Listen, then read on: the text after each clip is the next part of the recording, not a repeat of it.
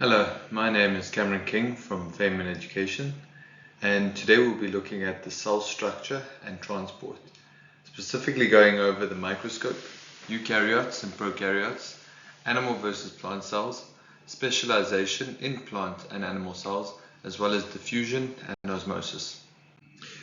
So how do we see these cells, these microscopic organisms? Well, it's in the name. We're going to use a microscope. Now, there are two main types of microscopes, the light and the electron microscope. Now, electron microscopes can be broken up into the scanning electron microscope or the transmission electron microscope, but we're just going to refer to them as the electron microscopes. So, the light microscope is cheap, it's easy to use, it allows the person to see cells for the color that they are. Sometimes it might need some staining, but the specimen can also be alive. It's a sort of low resolution and has about a 2000 times magnification. Now, the electron microscope allows us to go inside of the cell and see individual organelles. It has a 2 million times magnification. It's very expensive. It's very complicated to use. Okay. The specimen also needs to be dead because inside of that microscope it's a vacuum chamber. Okay, you can also only see in black and white. So although this picture on the right here is really cool and it's a picture using a scanning electron microscope, it is not actually like that. That would have been colored by an artist or someone editing the picture. It will actually come out as black and white. But you can see it in very high resolution, in a lot of detail, and you can get really close to the cells, organelles. Okay. So when it comes to the calculations of magnification, I want you to remember this pyramid. In the beginning of your paper, you're going to write this straight after you write your name. You're going to write I, A, and M in this pyramid shape in those specific places. Now, what this is going to do for you is, instead of learning 3 different formulas to calculate the actual size, the image size, and the magnification, all you have to remember is this pyramid, and you can work with it and substitute in what you are given to come up with the answer. So for instance, if you wanted to measure actual size, the formula is going to be the image size that you measure using your ruler divided by the magnification, which will be given to you. On the other hand, if they had to give you the actual size and they asked you to find the magnification, you would just say, okay, magnification now is equal to image size divided by actual size. If, for instance, they had to give you the actual size and the magnification and they asked you what is the image size, okay, they won't usually do that, but if they had to, it would be image size is equal to actual size multiplied by magnification. In questions like this, it's also important to note what unit of measurement they want you to give your answer in. If you're measuring in millimeters and they want it in centimeters, you should probably measure it or in centimeters first or convert it into centimeters, and vice versa. Okay. If you get the answer right, but your unit is wrong, it'll most probably be wrong. So going back to the previous slide, we talked about the units of measurement being important and converting them. It might not always be centimeters to millimeters. We know that as 10 millimeters in a centimeter, so it's easy to convert. But if they had to ask you to take your millimeter answer and turn it into micrometers or even nanometers, we have to understand how to convert those units. And how we do this is, if it is going, let me see if I can find my pointer here. So if we are measuring it in our millimeters and they're asking for it in micrometers, you're going to multiply your answer by 1000. This makes sense because there are going to be a lot of micrometers in a millimeter.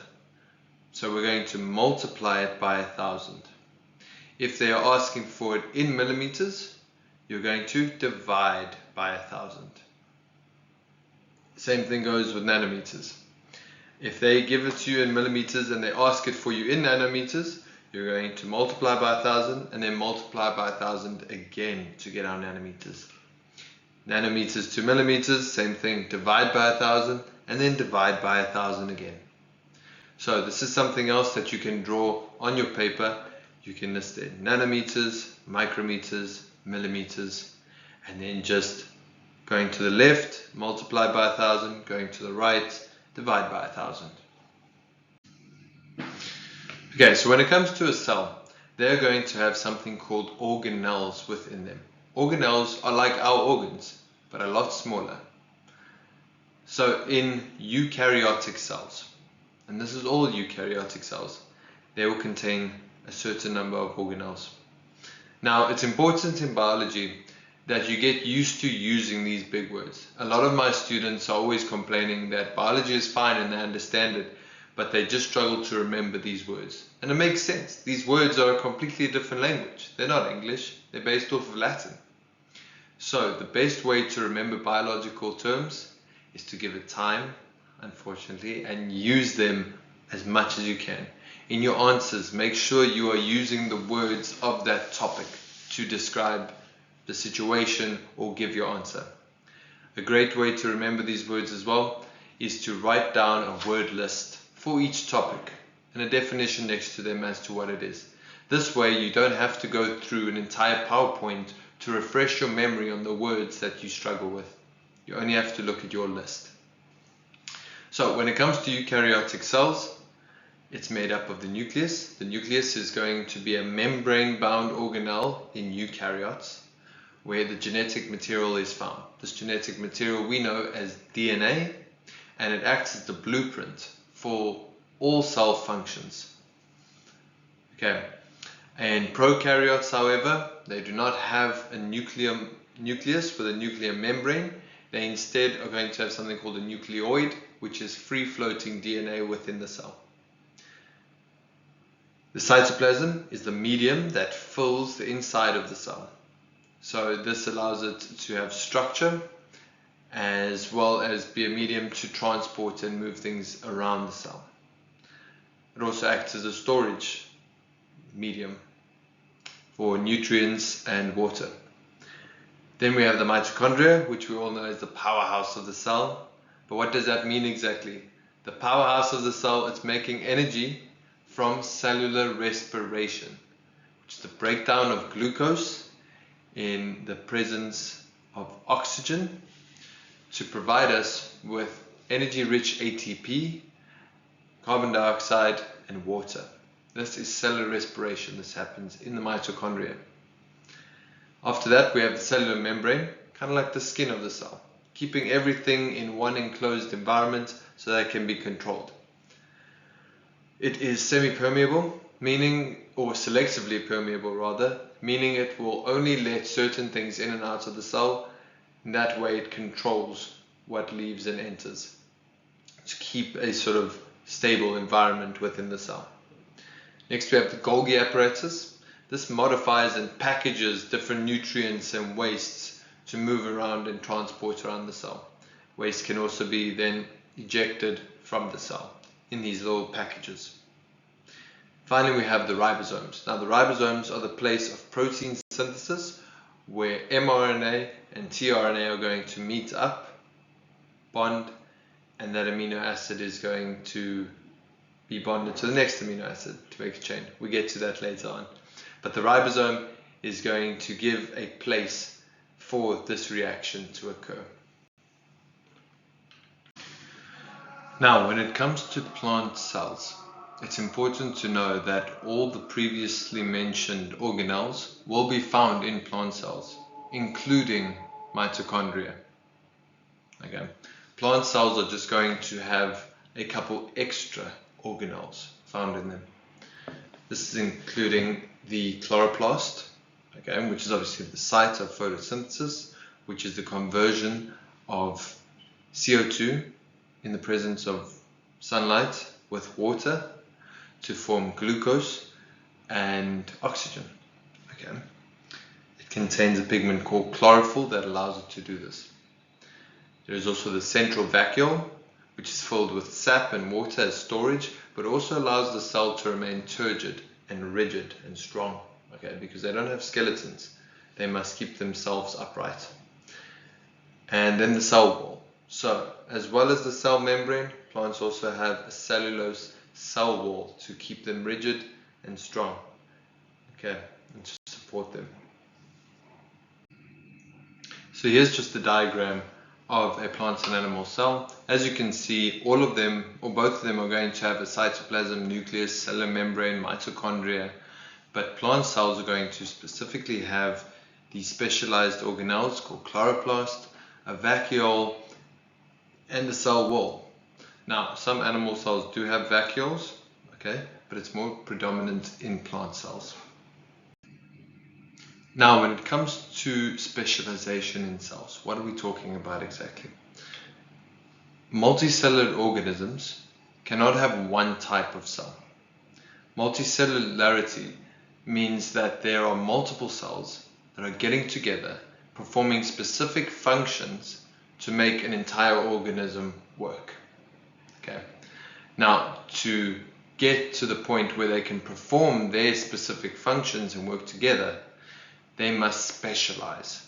So specialization is when the cell structure adapts to perform a specific function required by the organism. So if cells didn't specialize and they remain single-celled organisms, okay, they could look like something in this picture. Okay, this is a single-celled organism. It's big, but it is not made up of multiple cells on this membrane. Okay, this membrane is made up of probably phospholipids. It's probably got a cell wall if it's a plant cell, but it is a single-celled organism. Okay, inside there it'll have mitochondria, chloroplast probably because it's green, and a nucleus. Okay, but when you get a multicellular complex organism like humans, like animals, insects, okay, there must be specialization of the cells to perform specific tasks to make that organism work. Now we're going to go through some examples of specialized cells, specifically in animals. So the nerve cells, okay, they connect the brain to the rest of the body. And how they work is they are going to be connecting to muscle cells or to other nerve cells via these things called dendrites, which are like branches. Okay. Once a signal is received from a receptor, and we go into this in more detail when we do the nervous system, an electric pulse is going to be sent through this cell. It is adapted, it's been specialized to conduct these pulses very well, very quickly. It has a lot of mitochondria to also create the electricity needed to make that pulse. These nerve cells are then going to be connected by a little point called a synapse. Now, a synapse, okay, is where that electric pulse needs to pass through an area between the cells. Okay, what they use is a chemical to incite the next cell to release a pulse. Okay, this happens extremely quickly because you just have to think how long it takes you to pull your hand away from something that's burnt you or hurt you. Okay, it's going to go through all of these nerve cells to the brain. The brain's then going to send a response, all within a couple milliseconds. Okay, and it's because these cells are specialized to perform that function, and that function alone. The next type of specialization in animal cells is the muscle cells. So muscle cells are going to obviously contain a lot of mitochondria because they need to have a lot of energy to be able to move. Okay, they work in antagonistic pairs, such as the bicep and the tricep. As one contracts, the other one relaxes, and to move it in the opposite direction, the one that was relaxing will contract, and the one that is contracting will relax. You get two types of muscles. You get smooth muscle. This is usually around your organs.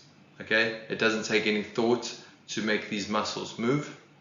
Okay, and then we get striated muscle. These are like skeletal tissue. this takes some thought and it's controlled by us. Okay. Muscles also act as a storage vessel for excess glucose in the form of glycogen. Another specialized cell in animals are our sex cells. This also happens in plant cells or plants. Plants will also have these specialized sex cells, and what makes them so specialized is that they're the only body cells that have half the number of chromosomes. Okay, I'll say that again. So all cells in the body are going to have a full set of chromosomes, from your hair to your toenails.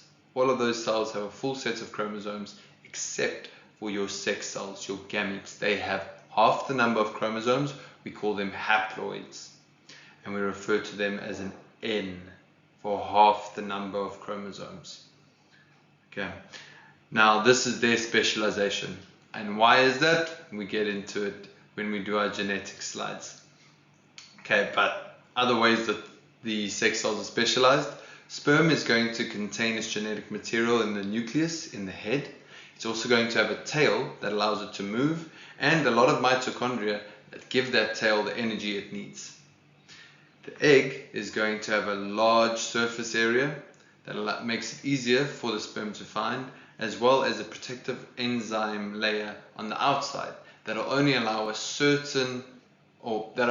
one sperm in to the egg. Okay, that sperm is also then going to have enzymes that digest this layer. Okay.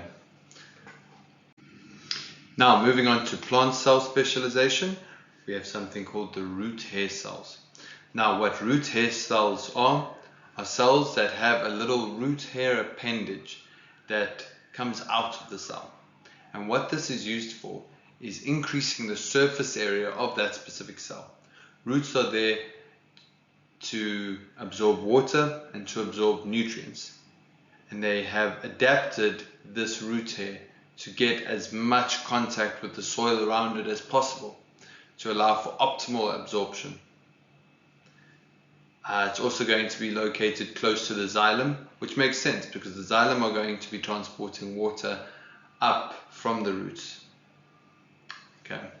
And it's also then going to have many mitochondria for active transport, and we get to that soon. Another specialized cell that can only be found in plants are their palisade cells. Their palisade cells specifically containing these photosynthetic organelles called chloroplasts. These chloroplasts are going to be containing the pigment chlorophyll, which is going to allow them to perform photosynthesis. Okay, photosynthesis is the creation of glucose from carbon dioxide and water in the presence of sunlight, with oxygen as a byproduct. So these photosynthetic cells, okay, are going to be absorbing red and blue light waves and reflecting green, which is why they come off as green. Now plants do not have a heart or circulatory system, but they still need to move fluids around their structures, okay, around their bodies. And how they have adapted to doing it is through the use of xylem and phloem. Now these are specialized cells that are going to be transporting liquids around the body. Okay, xylem are specifically adapted to transporting water. They have strong lignin walls, okay, which allow them to transport water at high pressures. They are dead when they are mature, okay, so it's more like a straw. And yeah, okay, so it specifically carries water, and what is going to suck that water up is a process called transpiration, which we're going to get to later. The other is phloem. Now phloem are living cells that transport sap from the leaves down to the roots.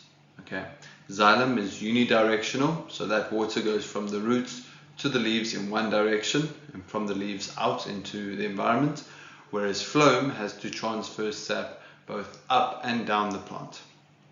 Okay, so they have something called sieve tubes. They are going to allow for this multi-directional transport as well as still being alive.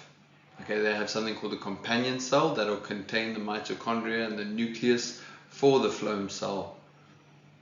And yes, the sap that they transport is going to contain glucose, and this is going to allow root cells that can't photosynthesize to still be able to survive.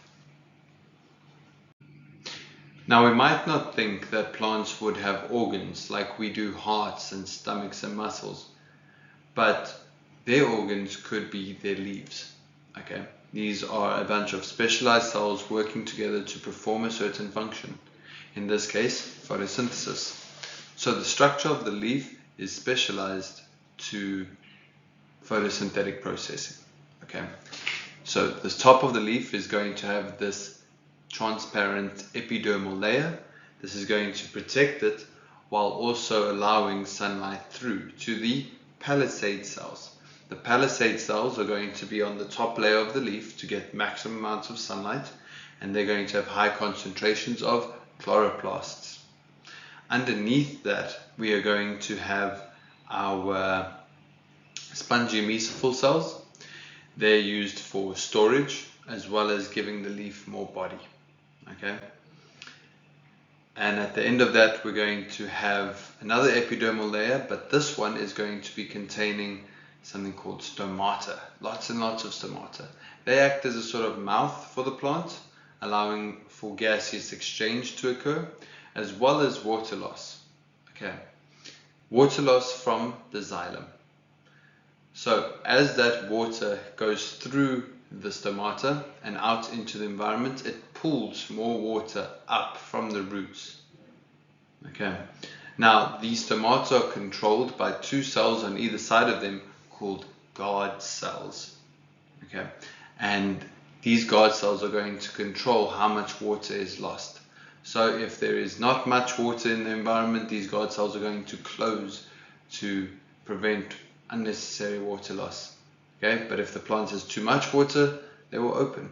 And this process of water being pulled out and evaporating is called transpiration.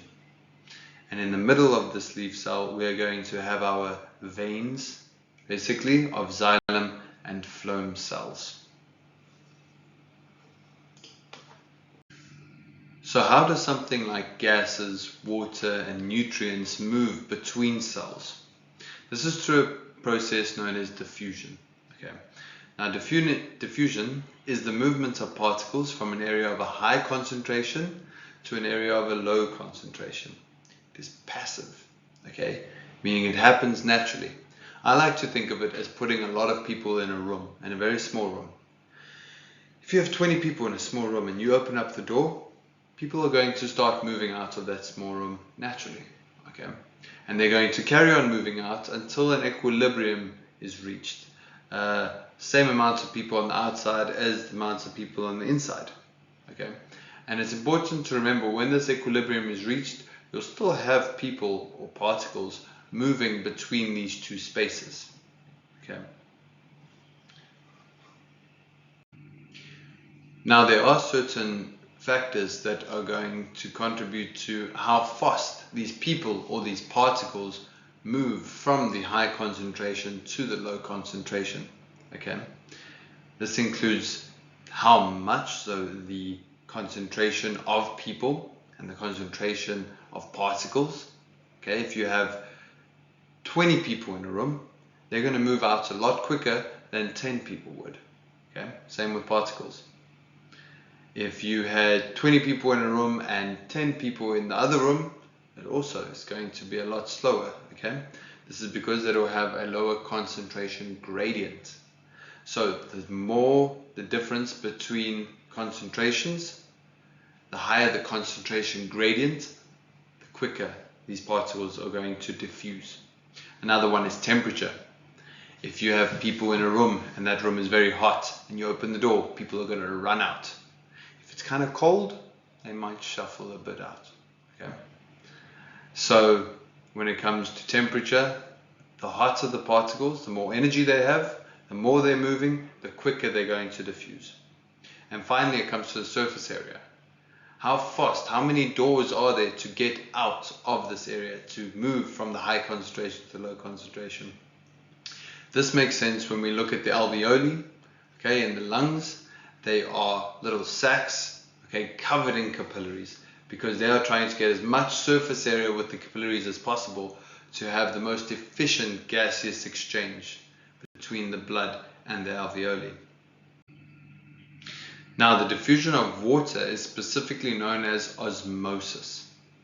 Osmosis, again, is a passive movement of water from high concentration to low concentration, so down a concentration gradient. Okay. But when we're talking about water and solutions, we're going to be using these three terms. So they are referring to the solution outside of the cell. A hypotonic solution is when the concentration of solutes, such as salt, okay, on the outside of the cell is low, and inside, and so water is going to move inside of the cell, okay, making it swell. So if there is more salt on the inside of the cell, it's going to suck that water from the outside into the cell, okay, making the cell swell up. Hypertonic, on the other hand, is the opposite. This is when it's a very salty environment. The concentration of water in that salty environment is low, whereas the concentration of water in the cell is high. So water is going to be sucked out of the cell into the environment, making it shrivel up. Okay. Now, isotonic is when the concentrations of the solution as well as the cell are sort of the same. So we're going to have no net flow of water, it's just going to be at equilibrium. And this is what your blood tries to keep constant, so that your blood cells don't have to worry about a super salty or not salty enough environment. This also works with glucose. So when they use the word solute, they're talking about any dissolved solid in a water solution. Now, when we were talking about diffusion and osmosis, we were talking about passive transport.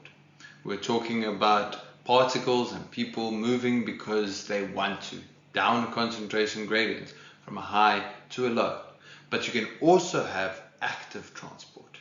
Active transport is when you're going against the concentration gradient. It's when you are pulling particles from a low concentration to a high concentration. This pulling effect is going to require energy. Okay, this energy is coming from respiration. Okay, it happens in plant cells when they are trying to hoard or store nitrates from the soil. Their cells are going to have a lot more nitrates in them than the soil around them, but they're still going to use active transportation and energy to pull those nitrates into them. In humans and in animals, it happens in the gut. So as you start eating your food, initially, yes, your glucose is going to rush into your blood. Okay? Eventually, an equilibrium is going to occur, but you still need to store some glucose. So you're going to want even more glucose in your blood than there is in the gut. Okay? So you're going to keep on actively transporting glucose into the blood from the gut, even if the concentration of gut glucose is lower than that of the blood. Okay, I hope this has made sense to you. My name is Cameron, and I'll see you in the next lesson.